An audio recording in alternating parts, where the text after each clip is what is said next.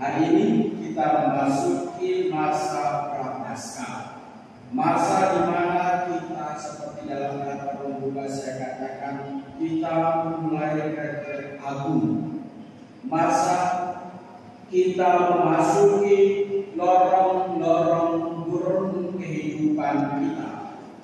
Ketika kita berada dalam gurun kehidupan, kita kembali mengingat-ingat, kembali melihat segala kekeliruan, kekeliruan dan dosa serta salah yang telah diperbuat dan menyatakan tobat di hadapan Tuhan dengan segenap hati yang ditandai dengan penerimaan abu.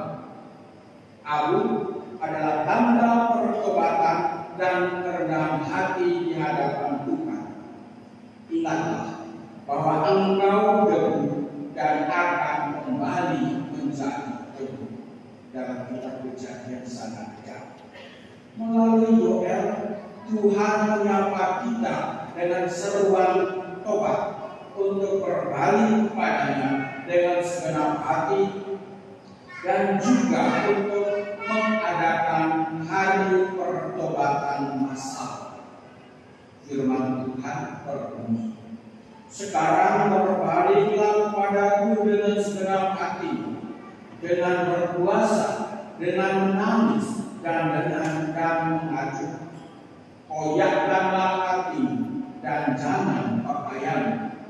Berbaliklah kepada Tuhan Allah, sebab Ia pengasih dan penyayang, panjang sabar dan berlimpah kasih setia.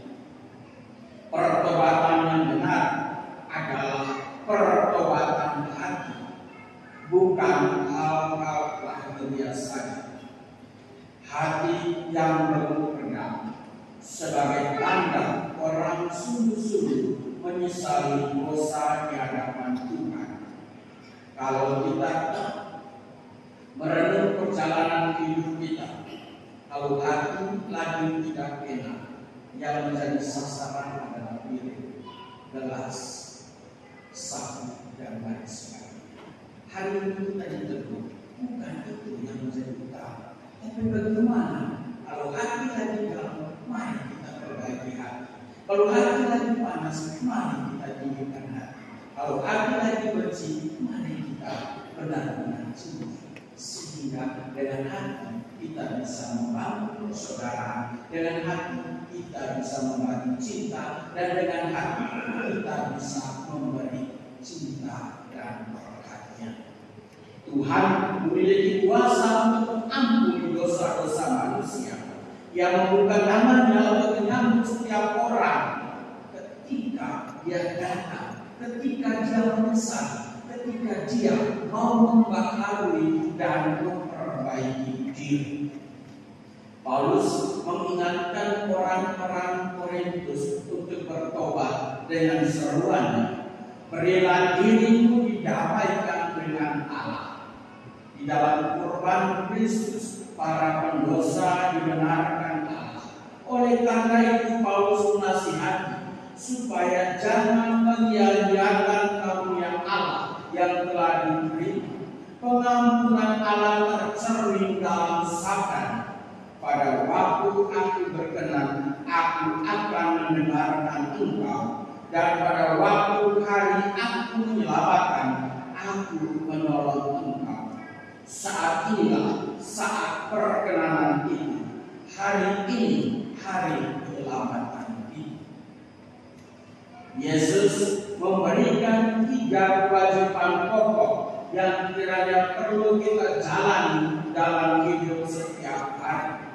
3 kewajiban pokok yang dimaksud itu adalah sedekah, berdoa, dan puasa. Ketiga kewajiban ini perlu dijalankan dengan tersembunyi, tanpa perlu memamerkan diri atau memberikan perhatian orang bahwa kita sedang melakukannya. Ini adalah tanda orang beriman mengungkapkannya, karena mereka tahu bahwa Bapa surgawi mengetahuinya. Sedekah berarti membangun kita akan penderitaan sesama. Misalnya, ada orang yang sakit, kita berkunjung secara senyum memberikan kesembuhan padanya. Misteri penderitaan dalam perlindungan kita berfokus pada Sang. Dengan memandang Sang, kita mengingat Yesus yang menderita untuk keselamatan kita. Jadi, dengan mengingat penderitaan Yesus Kristus di salib, kita juga solidar dengan sesama yang menderita.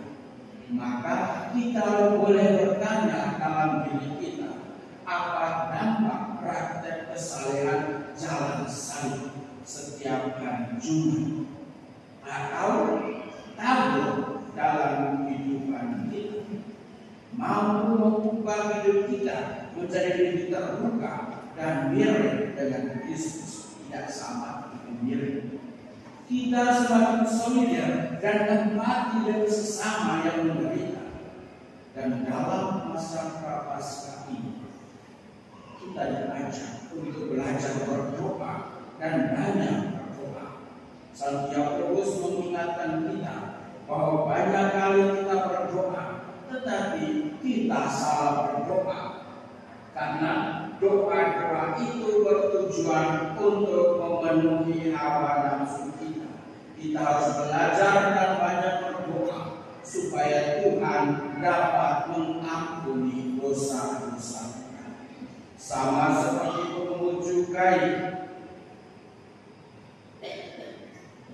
yang ketika dia menyadari diri tidak layak menghadap Tuhan, dia katakan, saya orang berdosa. Demikian juga kita dalam terang pertobatan kami, kita perbaiki dan membangun diri. Apakah doa merupakan sebuah kebutuhan kita, atau doa hanya sekedar sebuah pelarian ketika kita mengalami galau-galau di dalam kehidupan? Kewajiban yang terakhir adalah puasa. Kita perlu belajar berpuasa kembali dalam hubungan dengan makan dan minum kita. Suatu hari di mana kita diajak untuk mau melihat kembali perjalanan-perjalanan kita. Di samping berpuasa, kita juga berbantah. Ada banyak orang mulai melakukan bantah. Mungkin saya biasa merokok, saya pantang untuk tidak merokok. Saya kecanduan garam dan banyak bisa merokok. Mungkin di sana saya bisa berpantang untuk tidak makan rokok. Mungkin saya punya kebiasaan untuk bully teman. Mungkin di sana saya mulai berusaha untuk menekan, untuk memperbaiki. Di sana kewajiban-kewajiban yang dinasihati oleh Yesus ini dilakukan di hadapan Allah sebagai Bapa yang Maha Rahim dan Maha Kasih, bukan Bapa Maha Penuntut. Dia mengerti kehidupan kita. Sambil merenungkan penderitaan Kristus untuk keselamatan kita selama masa Prapaskah ini, kita diajak untuk menghayati Ekaristi sebagai saat di mana Tuhan berbagi dengan manusia yang berdosa. Di hadapan manusia, Tuhan membagi dirinya, membiarkan dirinya remuk sebagai santapan rohani bagi setiap orang. Dan kita pun dipanggil untuk berbagi dalam semangat Ekaristis ini. Sikap diambil, dipecah-pecah, dan dibagi-bagi kepada sesama yang lain. Sikap berbagi inilah yang menjiwai pertobatan kita. Sanggupkah kita menjalankannya di dalam kehidupan? Kemuliaan kepada Bapa